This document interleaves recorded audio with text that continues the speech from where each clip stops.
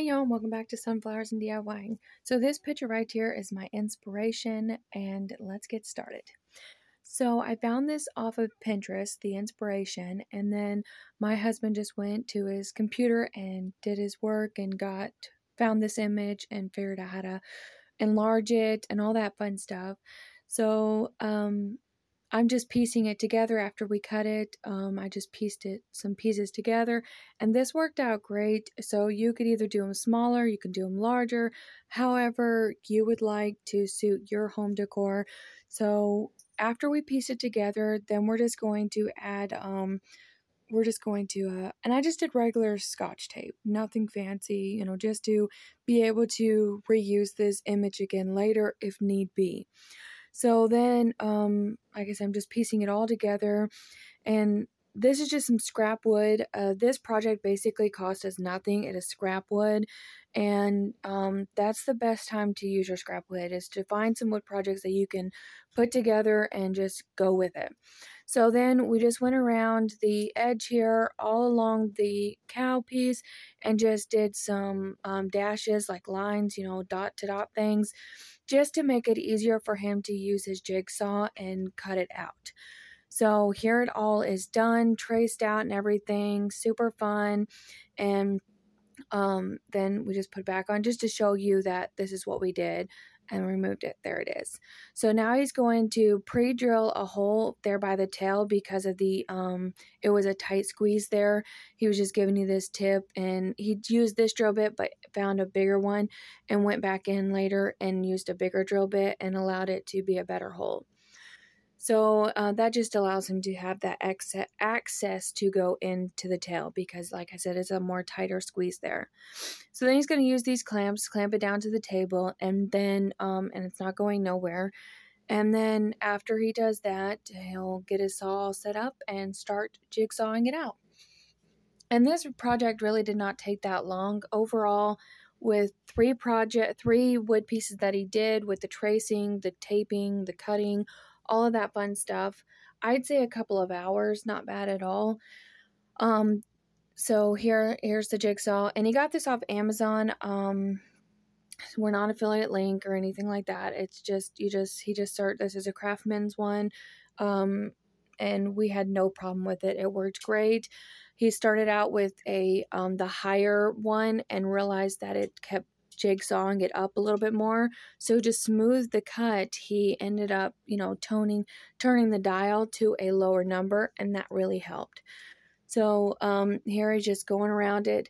So tracing it out really made it easy to do. And like I said, it took no time at all. He did a great job, and I appreciate him helping me with this project. I absolutely love how they turned out. It was so much fun working together on this project. And if you're not a power tool person, maybe your husband is, and maybe y'all can work on this together, and you just put your brains together and just have fun with it. So here, that hole, like I said, it helped really get into there, the tail area. So now he's just going to continue to go around the legs and the bottom there. And it's basically, you just take your time, don't rush it, have fun, relax a little bit while you're doing it, pay attention, safety first for sure. As you can see, our babies were no longer around us when we were doing this. They had walked away. We kept them away from this area just for safety precaution. You just never know. So there is the finished product of the cow all cut out. So now he's going to do our little hen here, our chicken. And I did the same process of the tracing part, everything. Same thing. And we just went around it. It was easy, simple, fun, and I think they turned out adorable. So now this one is our pig. We're just going to go around it as well. Really just go around it, and it's already been traced and all that. So now I'm just going to, just really take that jigsaw really in there and just get it out, get the main cut out. So if you have any questions, just leave them in the comments below. If you are new to my channel, welcome. I am Sarah, and I am so glad that you are here with me. And I try to bring budget-friendly projects and DIYs to you. And all of this, like I said, was on a budget. We had redid a house, and so we had a lot of scrap wood that we did not throw away. I was like, no, don't throw it away. We can totally use this and find a way to use it. Well, we did. So don't throw your scraps away. I can understand they're like just little tiny cut off pieces. Yeah, I understand that. But when you have big chunks of wood like this, for the prices of wood is right now, save them. You could do many things with them. So he's just going around this and just having fun while doing it. He really enjoyed this as much as I did. And you'll see me from time to time come in there with the vacuum. And that was just because I needed something to do. I was just trying to stay busy through the process of this. It was not necessary, but I just did it. So just trying to clean up the area as we went, so it wasn't so bad at the end. So I hope that you would consider subscribing, and please let me know in the description, in the comments below, what you thought about this project, and or what you would do differently. I would definitely love to know. Like I was saying, I may go back in and add the rope later to the shelving part of it, but for now, I love how it turned out, and we'll see. So here we just took some scrap. Actually, this is just pallet wood that he took apart, and he's just going to add the shelf. So he's just measuring, or, guesstimating, measuring, however he's trying to do it here. I'm unsure, but here he's just adding the shelf part to it, and then we do the same exact thing to all three of them, add the shelving to it, and just, yeah, so it's really simple. Like I said, he did most of the work by the cutting out part and things like that, so yeah. So here we got all the shelves cut out. Now my kiddos and I are going to get these all painted and stained and look. So I went ahead and stained it. I used the antique wax. I love this. It has no smell. It's water-based, and it's perfect. Even my little girl can use it. So we went ahead and just used an old rag and just really put this stuff on here. I went ahead and did both sides. On the sides, the front, the back, all of it. I just covered the whole thing just to have a finished look. You just never know. And I just felt like it was, good to do. So went ahead and did this, poured it on there for her to continue, and I'm just really getting into the edges. I do get a paintbrush here in a bit to get the inside of the legs and everything, because it was hard to get with the rag. But you're doing that, you're just putting it on and putting it off, and you will notice that this side right here of the stain of the wood part here gave it more lines and distinguished the wood grain here on this side more. So then when I did the other side, it had less of the obvious lines looking like a zebra. And so I went ahead and used that side first. And so, like I said, I'm just going to stain it all. We're going to get all three of them stained, and then we're going to come in with the, for the color for the shelf. So I used the agave Waverly chalk paint and agave, and I just gave it a real quick coat on all the shelvings, the sides, the bottoms, the tops, all that fun stuff.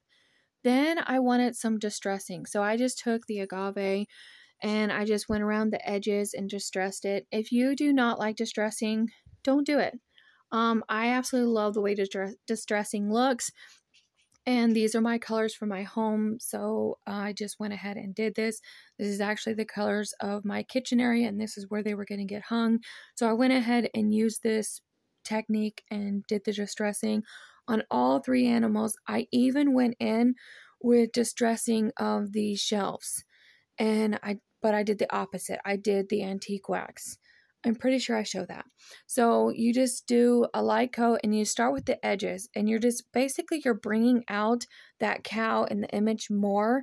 And I feel like it really stepped it up. You could even use just another color, like a white or cream or something, or even black. But I wanted to go with the agave because, like I said, that is my teal color for my kitchen. Then I really had a dry brush, and I just gave it a dry brush on the whole part of the cow. I wanted my emphasis on the edging part. So just really dry brushing that all over this beautiful cow image and just having fun with it. And yeah.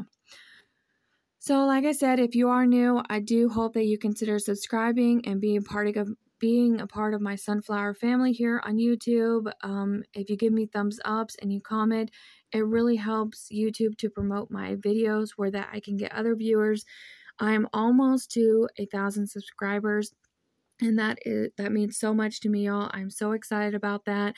So thank you everyone for your support. Thank you for really taking the time to watch my videos, sharing my videos, commenting, and the likes and all that fun stuff. It means a lot to me.